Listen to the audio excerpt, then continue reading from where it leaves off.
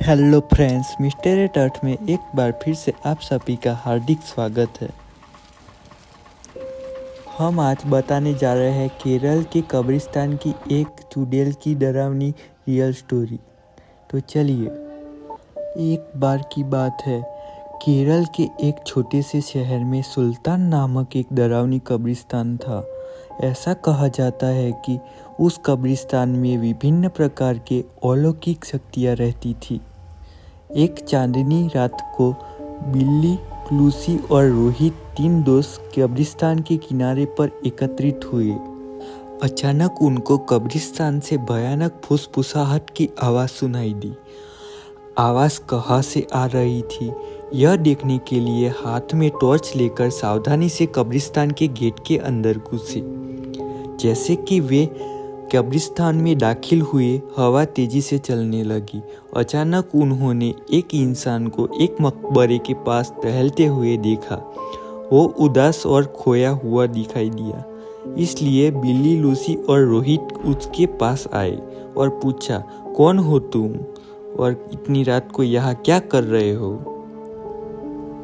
तो उसने जवाब दिया कि मैं एक आत्मा हूँ और मेरा नाम अकबर है।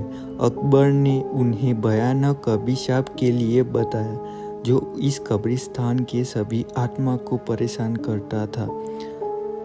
हर रात एक प्राचीन चुड़ैल जागती थी और कब्रिस्तान पर जादू करती थी और अकबर जैसे मासूम आत्माओं को अपने बस में कर लेती थी।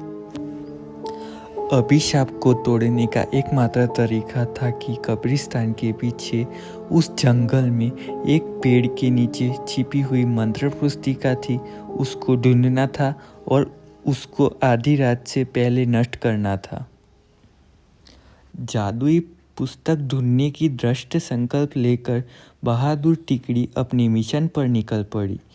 उन्होंने अंधेरे में मकबरों के बीच रास्ता खोजा, जंगल में जाने के लिए, और इस बात का ध्यान रखा कि आराम करने वाली आत्माओं को परेशान न किया जाए। और रास्ते में उन्हें बॉन्स नाम का एक शराफत छोटे कंकाल का सामना करना पड़ा, जो उन्हें जादू की किताब खोजने में मदद करने के लिए तैयार हो गया था। वह कंकाल उन्हें एक पुराने आम के पेड़ के पास ले गई और कहा, इस पेड़ के पत्ते सब अपने पास रख लो। अगर ये पत्ता तुम्हारे पास रहेगा तो चुड़ैल तुम्हारा कुछ नहीं बिगाड़ सकती और ये पत्ता तुम्हें जादुई किताब हासिल करने में मदद करेगा। यह कहकर वह कंकाल वापस कब्रिस्तान की ओर चला गया। आम के पत्ते अपने हाथ में लेकर तीन दोस्तों जादुई किताब ढूंढने लगे। बहुत ढूंढने के पश्चात जंगल में एक झील के अंदर उन्हें चमकता हुआ कुछ दिखाई दिया। रोहित को तैरना आता था, तो उसे उस झील के अंदर जाकर वह चमकता बॉक्स ले आया। जैसे ही आम के पत्ते को बॉक्स के ऊपर रखा, वैसे ही बॉक्स खुल गया और चमकती हुई जादुई किताब बाहर निकल आई।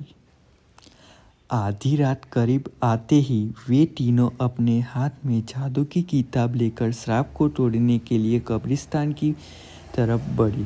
कब्रिस्तान में आकर वे किताब को खोले और एक प्राचीन मंत्र का पाठ किया। मंत्र पाठ करते ही जमीन कांपने लगी और कब्रिस्तान में तेज रोशनी छा गई।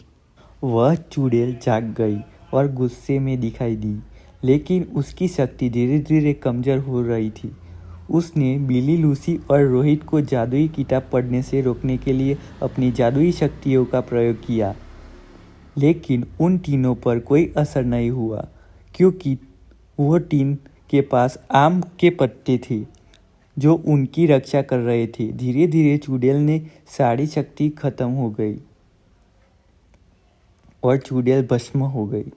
इस तरह बिल्ली, लूसी और रोहित ने कब्रिस्तान में फंसी हुई आत्माओं को मुक्त किया और कब्रिस्तान में फिर शांति छा गई।